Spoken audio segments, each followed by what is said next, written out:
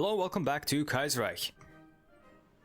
So I guess I should explain something, because a lot of people noticed it on my last video, the patch notes video, which, I mean, surely a lot of those people will be new people to the channel, so they might not be familiar and might not have heard about my voice troubles, but just to clarify, whenever there is a drop in the commentary, or whenever I'm just like quiet for a little while, usually that's because I'm chugging a bunch of water to keep myself going, so to say, to like refresh myself. It's kind of a necessity to just be able to keep talking for like 30 to 40 minutes. And that's because of the possibility of like laryngitis that I've got, which is just like not necessarily a very serious condition. It's just like an inflammation of the vocal cords, which complicates doing commentary like this. But it's not something I can't deal with.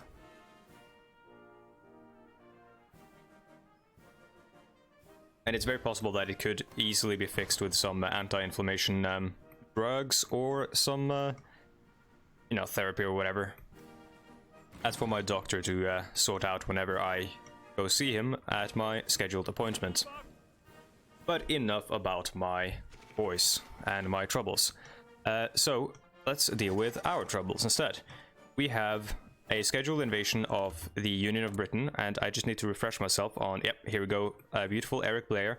To those of you who might not have watched the past video where I mentioned this, Eric Blair is George Orwell, the man who wrote Animal Farm and 1984. But yeah, they still have plenty of manpower, so they might have men over here. They have 61 to 105 divisions. Let's do a tentative count here, because you can do this in earnest and literally count every division that the enemy has to figure out where they have them. But I'm not about that, because that takes a long time. However, let's just scroll over and see how many divisions they have everywhere to see if possibly they might have committed them all.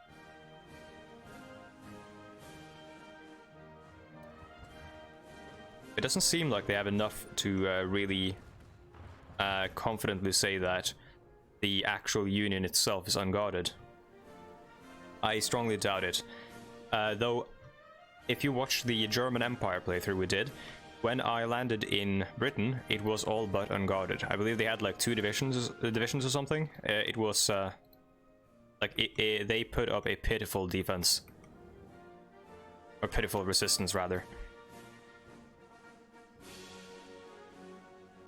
But we do not have a commander on this submarine fleet, do we not?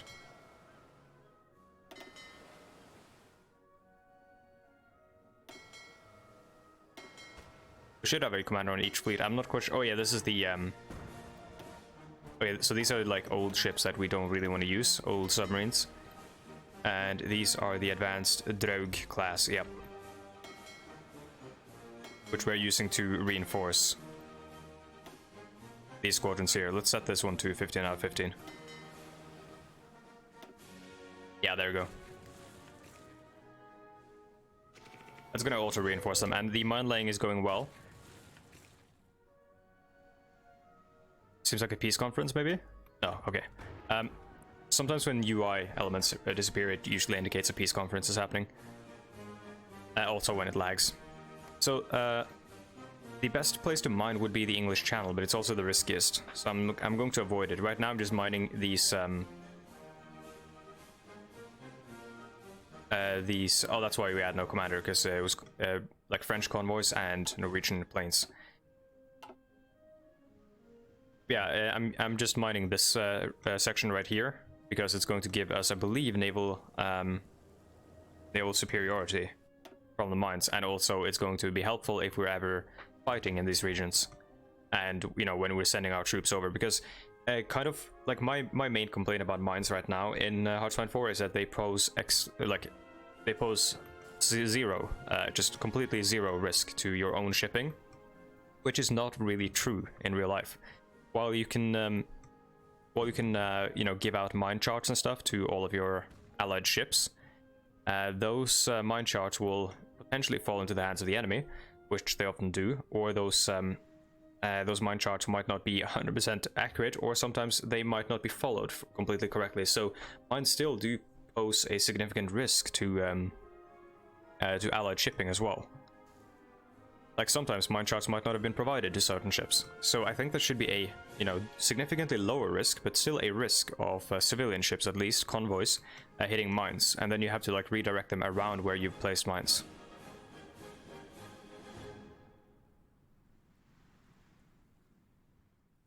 Yeah, this is mainly a defensive measure to defend our invasion plans and stuff, and yeah, all that. After this is done, we're going to send them, I suppose, to mine up our own shoreline. To basically be like the... that's basically going to be our like complete fallback plan. So if this stuff goes to hell, which it won't immediately, which is why I'm focusing on this right now. But if this stuff goes to hell, then we'll have the mines all over our coast, which makes it very hard to invade us, which means that the most likely path they can take is up through Russia and through Finland and through our mountains, where we have probably the best chances to defend.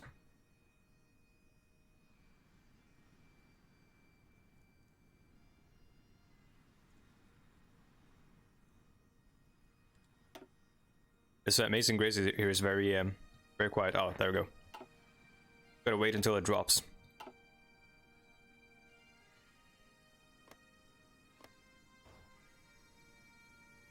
Yeah, so even though this isn't going to win us the war, you gotta plan for the long war. A man, not Frank Merriam, but Emmett T. Anderson might, you know, tentative might. I don't think he will, but he might win against Jack Reed here, because Jack Reed seems completely unable to change his conscription law.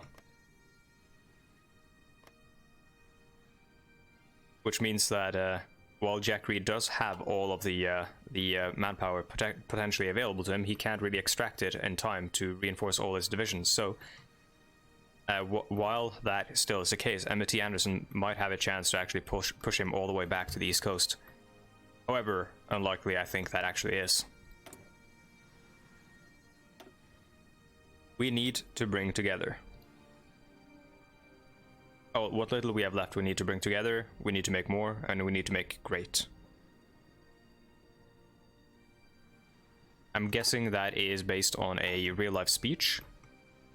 Possibly a speech from World War I by Kaiser Wilhelm II, I would imagine.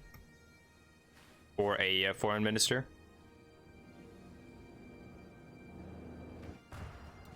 And the foreign minister would be...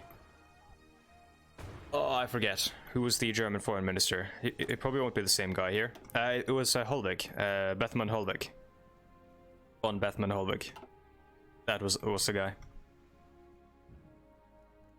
When I was writing my thesis for my bachelor's degree, which was now 1.5 years ago, I think, I had to read a lot of his statements in the media. And he said some stupid shit, dude.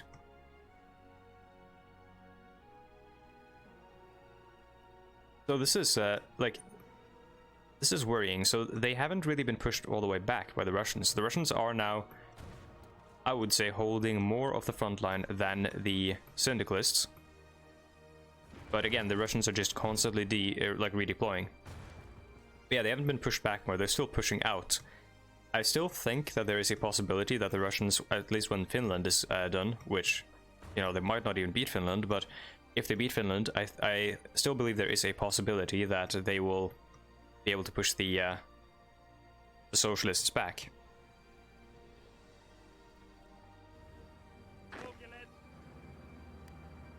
But we should probably try this right now, while all of this stuff is still going on.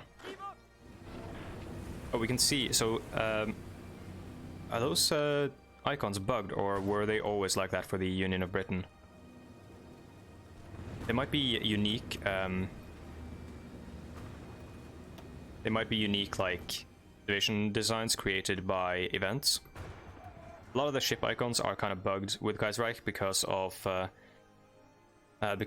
the new ship classes that are basically adaptations of the old ones, but the ones that are meant to model a world in which the Naval Treaty of London does not exist. The one that limited like naval shipping tonnage to a certain level to kind of stop the arms race which had begun before World War One, or sort of prevent another one of those. Kind of like a nuclear arms or a nuclear non-proliferation treaty, excuse me, but for, you know, the 20th century and not the 21st century. Though to be fair, actually, the NPT was also from the 20th century, not the 21st.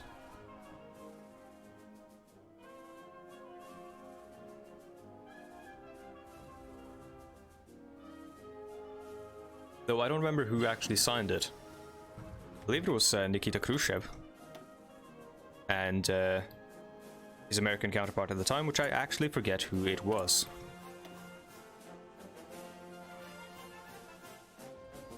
So did we not do the... oh no, we are still doing the U-boat thing, so we can't research the U-boats yet.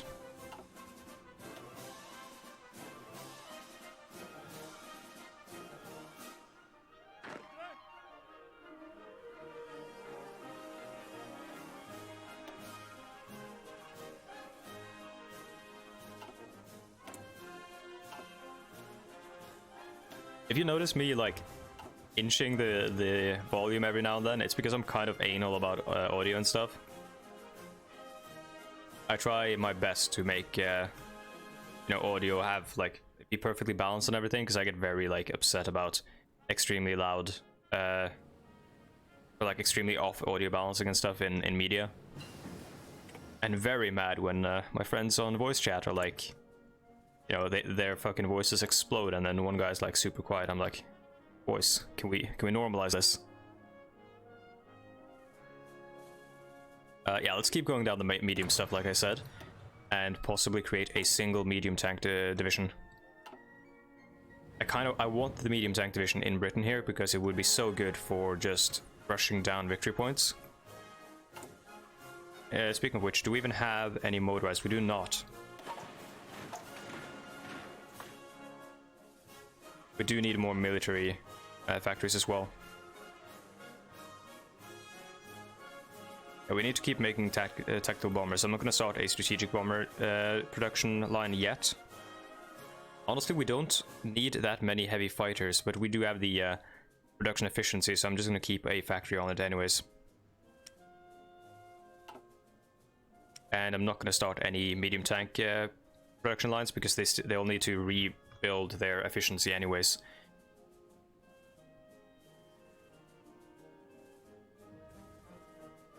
What do we have here? What is new? Probably nothing. I'll start to actually just decommissioning all this stuff. All this garbage.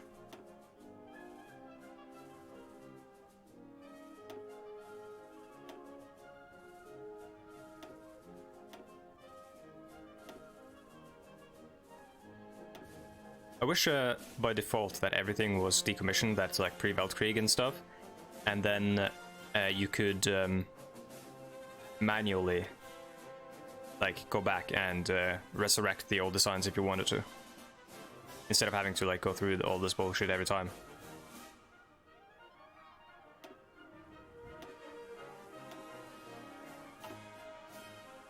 I understand why they're there, because, you know, you want to sometimes build the cheaper ships in order to actually get ships out there, you know, without having to trade for resources and waste all of your, you know, time producing ships that might go out alone and then get destroyed. It's better to have a lot of lesser ships than having a couple of really strong ships. The Death Star like approach to ships doesn't really work, because the ships, they do need to work together.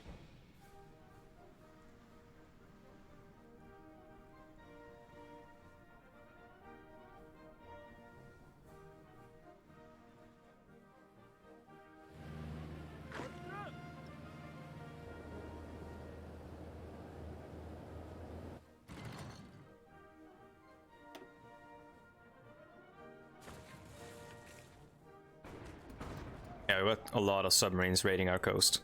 That's why we have all these planes here. Planes are extremely good for countering submarines. naval bombers and radar. Basically destroys them. And then having a couple of heavy fighters to go out and look for them.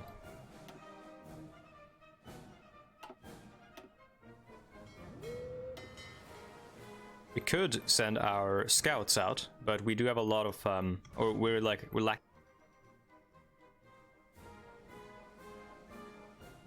None of our other fleets are active, so yeah, we are lacking in fuel.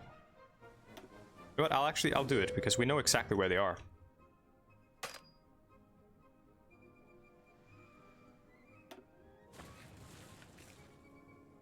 Let's see what happens. We're not playing the 1.7 patch, by the way, so the convoy rate or convoy protection efficiency here is based on the convoys along the entire trade route. So technically, to really be effective, we have to protect them here, here, here, and, you know, along the entire route, essentially.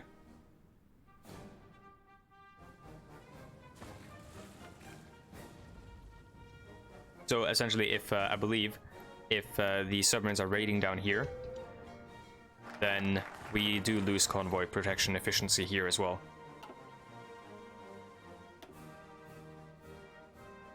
That's a lot of lost Canadian ships, holy shit.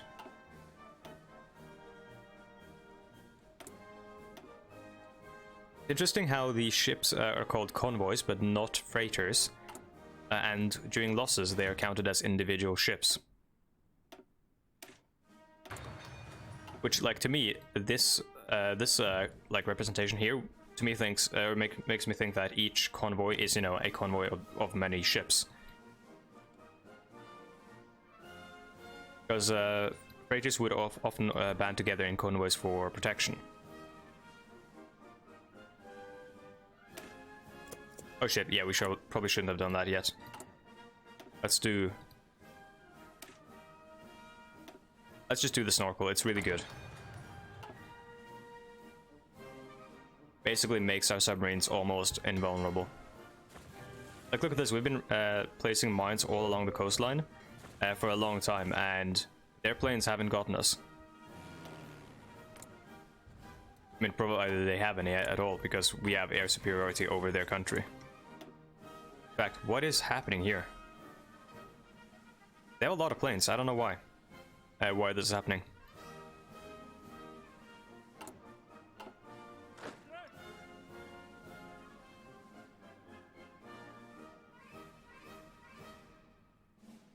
Right, I'm gonna try the invasion because we are going to run out of oil at some point. And I do want to do this with yeah, these ones are experienced, so I'm gonna send them out here. And let's try it.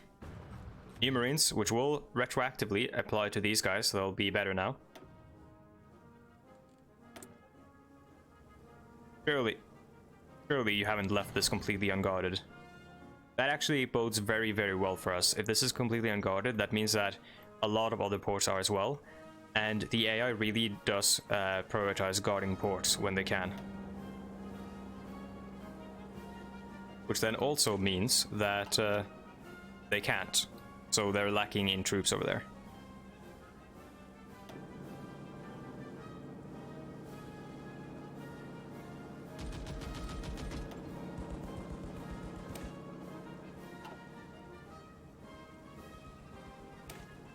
Yes, supply grades is good for the special forces. We'll do that one. Okay, so time to rush down.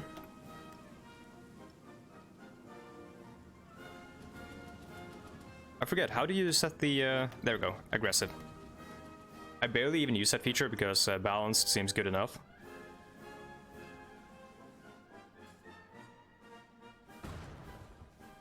Oh yeah, it's just completely undefended. Well, I'm gonna march you guys over there, and then I'm gonna send you over to the Scottish Highlands. And now I'm doing something foolish. I'm hoping that the Canadians are holding this for us. They might not.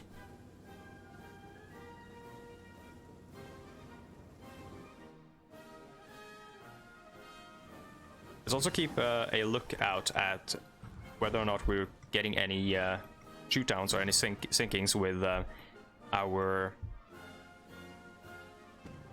our mines here. Because if we are, that means that they might be sending convoys over.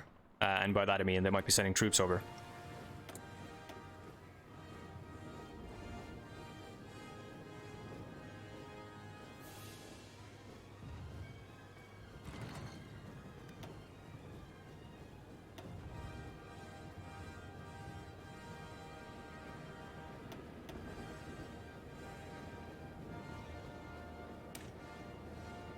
We're getting quite late into the war, so I'm going to research the anti-tank gun. It's useful if you can't get your own tank industry up and running, so that you can actually confront the enemy tanks. In Hardråde 4, often you can use tanks to fight other tanks, but in reality that's not how you would do it. In reality, the way you kill tanks is using anti-tank guns, dedicated for the express purpose of of destroying tanks. Oh, they've done a simultaneous invasion in the south as well. Yeah, the Union of Britain is going to fall this episode, 100%. I'm calling it right now. Oh, and also, I'm a stupid idiot. Stop this. Go home. We're running out of oil. This is a really good song for this, but I know a better one, and at this point, so do you. Let's see. Yep. We want to take the anti-air guns and the airports.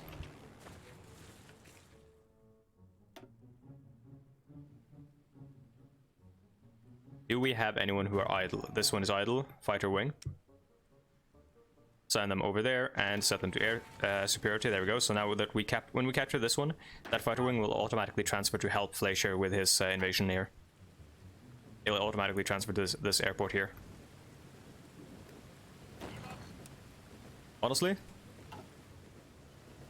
who needs front lines?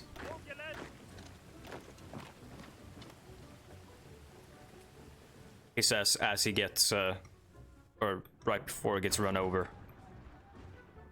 Nah, it's not gonna happen. The Union of Britain have completely abandoned the defense of the homeland here.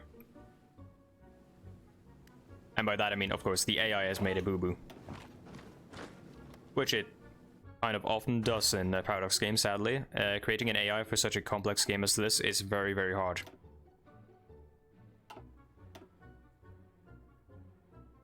Oh boy. Swedish lost a carrier, experimental carrier hull. That's a conversion. It's not the worst, but it's still not good. Carrier conversions were actually very normal because carriers in general, only like the way they were imagined, their role was just to actually be a place for ships or planes to land and refuel and all that, and rearm. So you don't really need a very specialized ship for that. If you're doing that on a small scale. Of course, later on we build specialized ships for that so that they can house, hundreds of planes. But to begin with, you would just need a flat plane where you could, park a bunch of planes on, like a flat surface. And for that, it was perfectly adequate to just build like a huge wooden or metal, like flat surface on top of an existing ship. Because you already had the ship part, you just needed the flat part.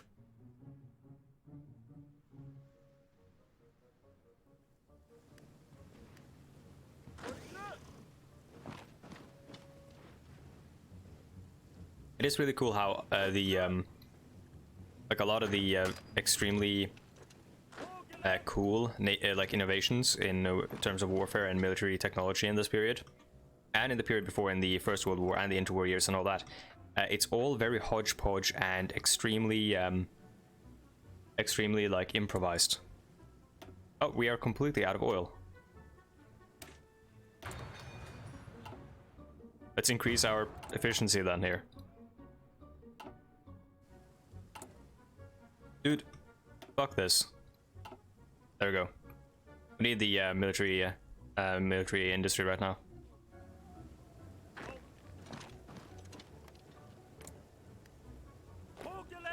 Oh, never mind. the Canadians weren't going to Aberdeen after all. Inverness, excellent whiskey. Aberdeen, excellent whiskey. Honestly, all of Scotland, excellent whiskey. Inverness cream is good.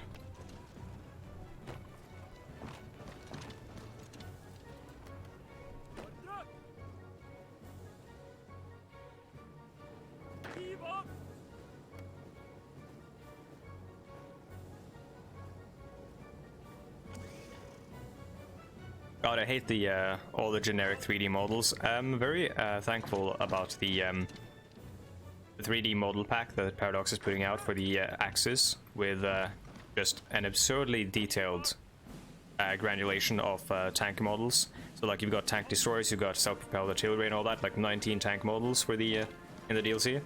But it's only for the Axis, and on that. Like on that side, only for the the Germans and the Italians and the Japanese. And I would like sorely want just, you know, what might be completely absurd, and I recognize this, but just completely modeled, you know, the full military arsenal of every faction. Because a lot of the planes that you'll see will be based on existing designs, right? So all you have got to do is like change the texture around, change the roundel of a Spitfire, for example, to represent Norwegian Spitfires or Norwegian Hawker Hurricanes and such. Which obviously were not produced in Norway, because Norway was occupied at this time, but produced by England and given to the Norwegian Royal Air Force. Which in many ways was just like a resistance movement at the time.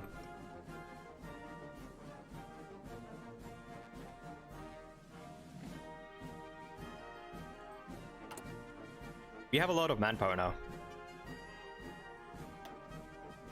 So I think it is time to start producing divisions again.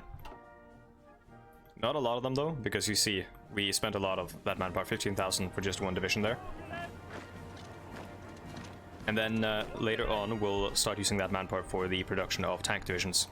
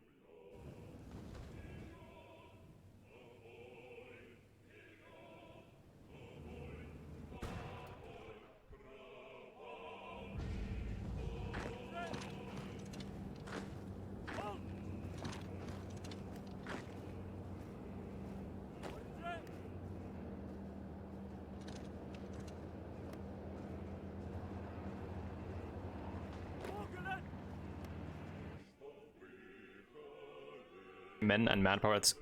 Oh my god, I don't know how long I've been muted. I'm so sorry.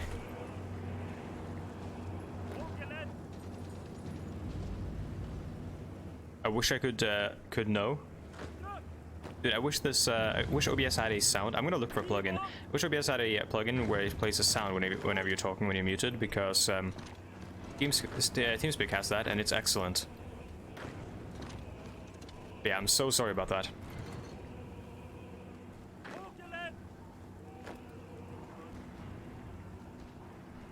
I was talking about, I don't know how much you caught of my conversation with myself, so I don't want to repeat all of it, because you might be like, oh, no, dude, you talked about this already, please move on. But I was talking about, you know, Norwegian invasion and Harald Godwinson and William of Normandy, William the Bastard and all that. Because I feel like this is kind of Norwegian propaganda if we were under Vidkun Quisling, the pseudo-fascist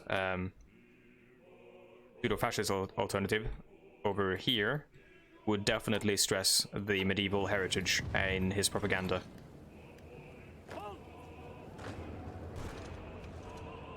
Of course, in real life, Vidkun Quisling was a literal fascist, a friend of Hitler, and when the Germans arrived, wanted to become, you know, Führer of Norway, essentially. Under Hitler, of course. Oh, what have you done? They have given me a perfect encirclement.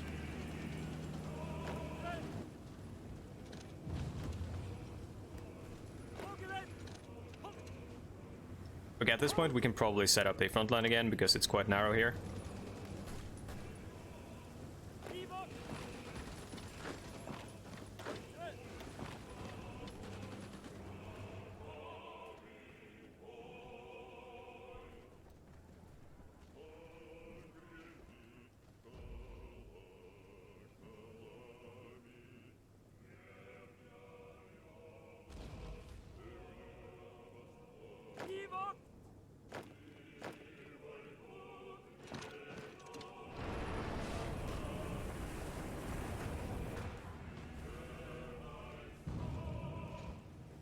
Oh, dude, this is it's so disastrous for the syndicalists. So now we only have the Ukrainians left and the Austrians, right? I say only. And yeah, also someone did point out the Commune of France is now Prussia, which is a big what the fuck moment. And also, I believe Anime Gandalf pointed out something interesting about the casualties, which we'll get into right now, but I do want the Commune here, or the Union of Britain, to capitulate before we do that. I want this to be completely over, this episode.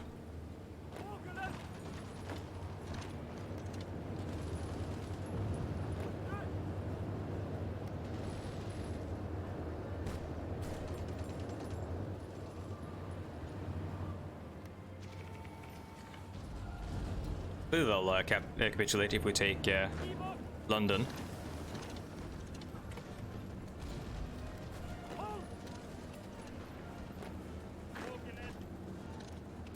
So many misclicks here. There we go.